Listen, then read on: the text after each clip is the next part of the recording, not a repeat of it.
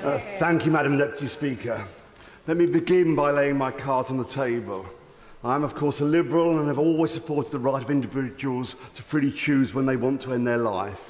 I have no religious or philosophical objection to assisted dying, and when the debate on this bill began, assumed I would vote in favour of it. However, as the debate in this chamber on the second reading progressed, and in particular as a result of the compelling speech of the member for Vauxhall and Camberwell Green, the City of Durham, and in particular the Mother of the House, the member for Hackney North and Stoke Newington, I came to the reluctant decision the state of palliative care in this country and the safeguards against coercion in all its forms were not sufficient to vote in favour of this bill. Despite the changes at committee stage, my mind has not changed. I will again be voting against the bill. However, can I equally be clear, Amendments 103 and 104 in my name, and to which I will now speak, are not wrecking amendments, but critical to ensure there is proper parliamentary scrutiny if this bill becomes law. Yes, I will. I thank the honourable member for giving way. The issue of palliative care has been raised across this House, and we have been repeatedly told that this is not an either-or choice. But does the member agree with me that without world-class palliative care, that will force some patients down the assisted dying route where otherwise they would have chosen better care? I agree entirely with the honourable member. It would not be a free choice if we make that choice now with the standard palliative would care. Would the honourable member give way? This is the last one. I will. Thank you very much.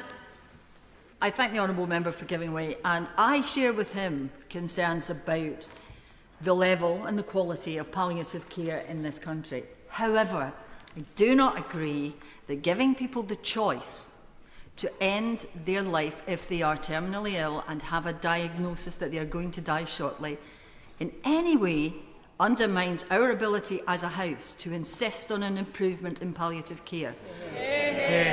What's more, statistics from other jurisdictions show that once given that choice, people often turn to palliative care. I thank the honourable member for intervention. All I would say is giving people a choice when they look on the internet and see how awful their death might be, because the shocking state of palliative care is not a free choice. This is an extraordinary bill. It has 45 clauses and 38 regulation-making powers, of which 5 are Henry VIII powers, in other words, powers to modify primary legislation. As Ruth Fox of the non-partisan Hansard Society, who are absolutely neutral on assisted dying, made clear there's lots of powers in this bill conferred on ministers. Why is this a problem? Well, Lord Hermer, KC, the Attorney-General, in his Bingham lecture last year, puts the point as follows. Henry VIII clauses upset the proper balance between Parliament and the Executive. This not only strikes at the rule of law, but also at the cardinal principle of accessibility and legal certainty. I'm afraid this bill is an example of such excessive reliance. There's a major problem because in large parts the safeguards are left to be decided by regulations. What level of qualifications and training will the doctors need to have? How will mental capacity be assessed? Who can be a proxy? What happens if the self-administration of drugs goes wrong? The person suffers complications but does not die. When pressed on the key safeguards and key issues, supporters of the bill say that they are problems which will be approved later. The same goes for how this will actually be delivered. Will the NHS, will it be the NHS? And if so, how? Will providers be commissioned? And if so, how? By whom? And on what terms? Will for-profit providers be allowed? All of those questions are unanswered by the bill that was introduced in the House. I'd hoped that they could be answered in committee, but they were not. Instead, we got even more reliance on delegated powers. Firstly, it means that MPs cannot make a judgment about assisted dying, how assisted dying will actually work in practice. Take training, for example. MPs might assume that the training provided will be a robust 2-week course on assessing coercive control. There's no such requirement in the bill. And indeed, the impact assessment suggests it would be a short course. Secondly, regulations cannot override the statute. They are ultimately bound by it.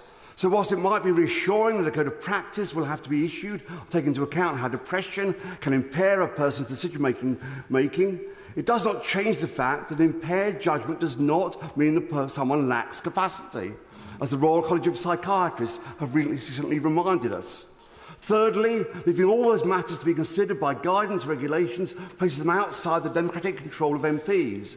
With very limited exceptions, they will not get a vote on those that will have no input, directly or indirectly, in formulating them. The case for the defence might be that reliance on that is inevitable for a bill of this complexity. The experience of other common law jurisdictions suggests this is not the case. In Victoria, the first Australian state to legalise assisted dying, there are only 20 pages of regulations, as they have included much more within the Act, which is necessarily longer than the bill for us today. That is a good thing, as it means more parliamentary scrutiny. I hope you understand why it was not possible for the member for Spen Valley to draft a bill as detailed as the Australian one before second reading, but I'd hope that with the help of government resources, those gaps would be filled during the course of the committee and report. Sadly, this is not the case. I had much more to speak about, but heeding the Deputy Speaker's cough, all I'd say is, so in finishing, can I just say that I made clear at the outset I will be voting against this bill, but even if you disagree with me, please vote for both my amendments. Thank you. Taylor. Thank you, Madam